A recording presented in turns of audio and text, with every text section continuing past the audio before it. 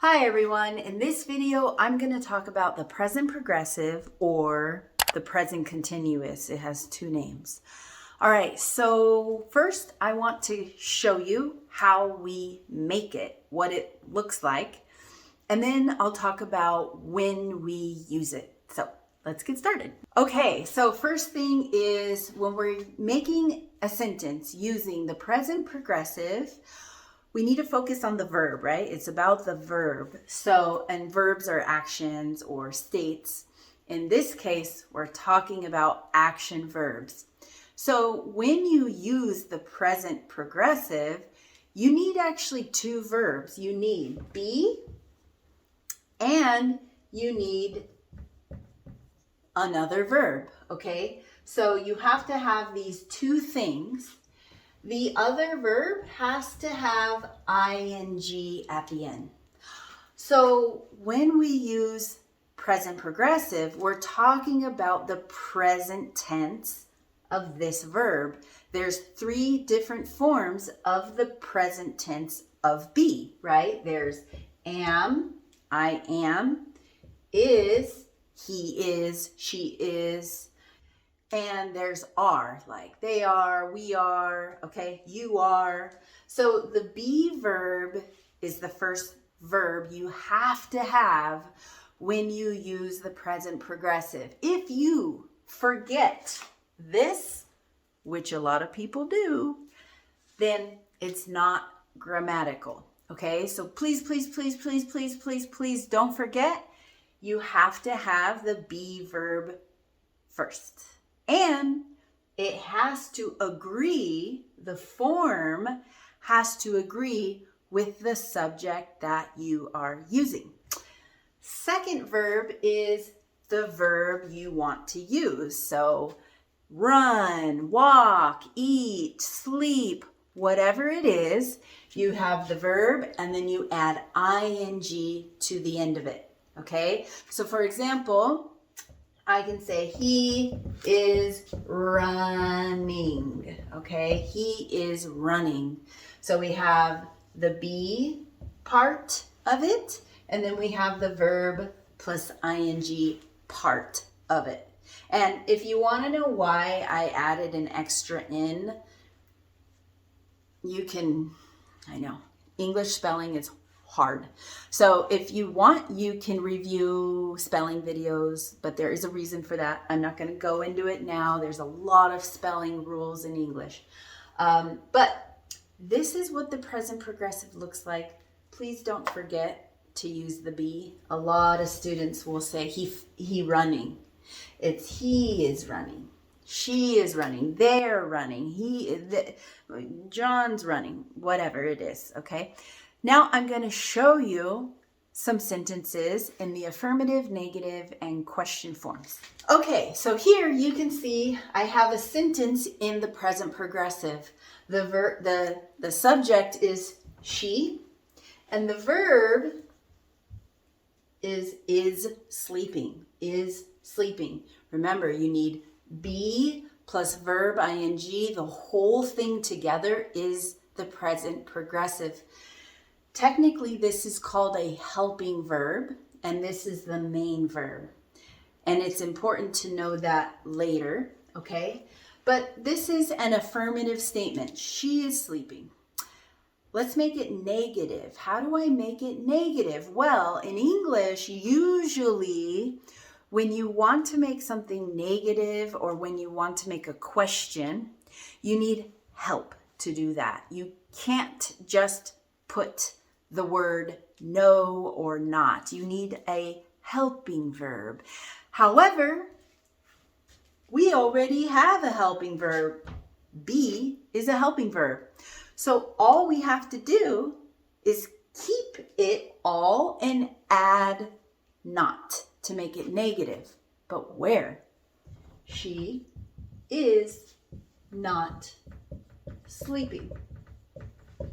Right here between the helping verb and the main verb. That is where we add not. You can even push those two words together and create a contraction, and it would be isn't. She isn't sleeping. We put the apostrophe where the missing letter is. Okay, how about a question? With questions, we can't start like this subject-verb order, subject-verb. Instead, with questions, we switch it and we put the verb and then the subject, and then usually the rest of the verb. So here we need the verb, the helping verb to be exact. So is subject, she sleeping? The rest of the verb. Is she sleeping now? Is she sleeping right now?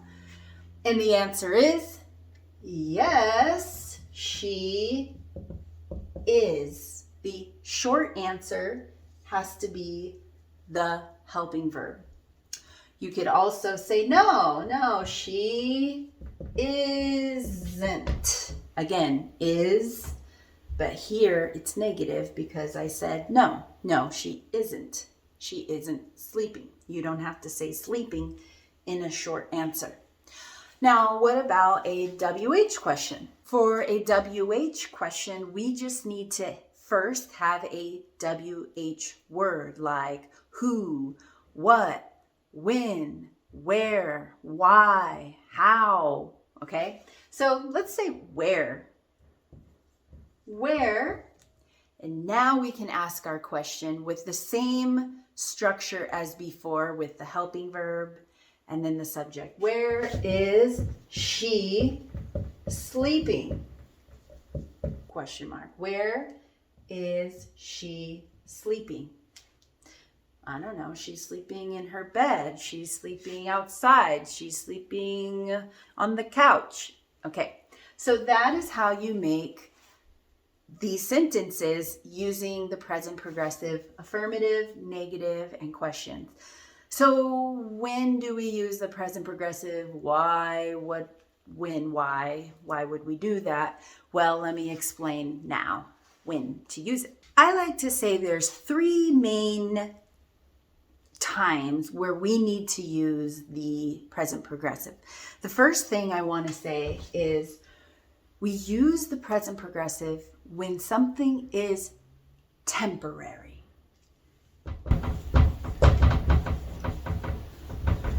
Temporary, very important. Temporary means not forever.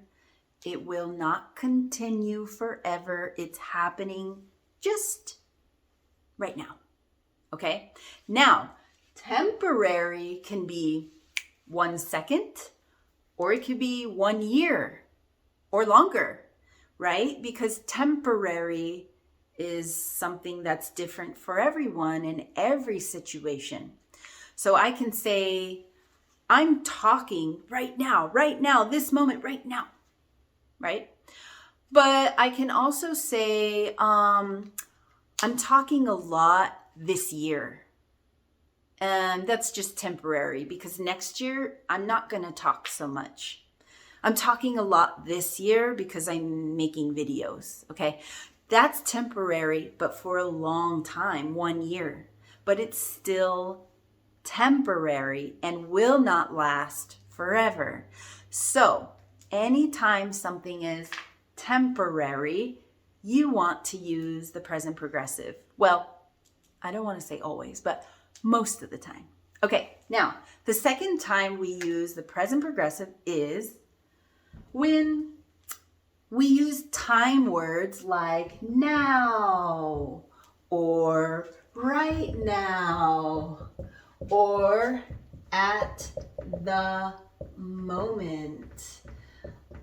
I think knowing this is really helpful because sometimes you will say it and then you want to make sure you associate and connect these words with the present progressive, because when we say now, right now, at the moment, we're talking about temporary time, right? So right now, or now, I'm studying grammar, or At the moment, I'm working on my homework, so I can't help you, but when I'm done, I'll be able to help you.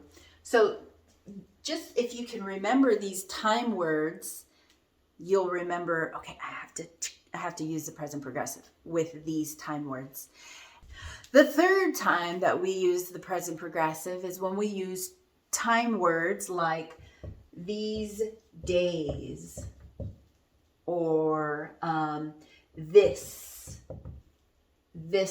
something, right? Like this year or this month or this semester. You see, these time words refer to temporary time, because if I say these days, meaning like the days this week, right? Like this day, the next day, just these days. I'm still talking about something temporary. It's just lasting a little bit longer than now. So this is called the extended present.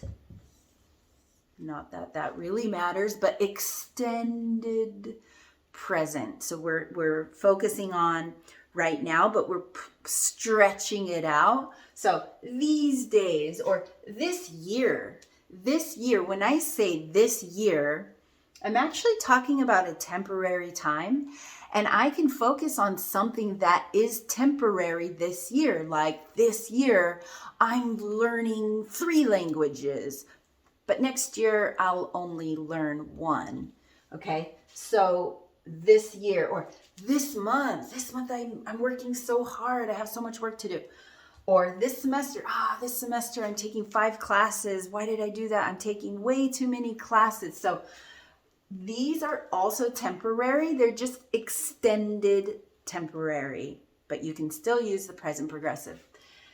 That is when you use the present progressive. One thing I want to say is when we don't use the present progressive, and there's times when we don't use it, a lot of times, but one time where we really don't use it is when we're using verbs that are non-action. So non-action verbs cannot be used.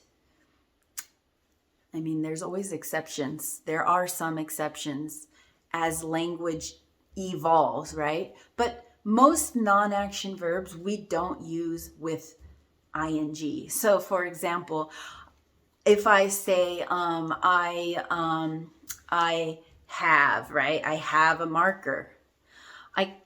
That's actually a non-action verb to show possession. I have it. I can't say right now I am having a marker. That's not grammatical, even if it's only right now and temporary. Instead, I have to use the simple present and say, I have a marker right now. Of course, there's all kinds of exceptions with non-action verbs because have has a different meaning also. And it means to experience something. Like you can say, I'm having lunch, and that's fine. I'm having lunch right now. That's progressive. That's fine, because have in that case doesn't mean to own something. It means to experience something and to eat something. So I recommend learning about non-action verbs. We do have a video on that so that you can avoid using them in the wrong way when you use the present progressive. And that's it. I hope that this was helpful. Of course, just studying this and knowing this isn't going to make you really good at using the language. You actually have to speak it and read it and practice it. So this is a good start. Bye.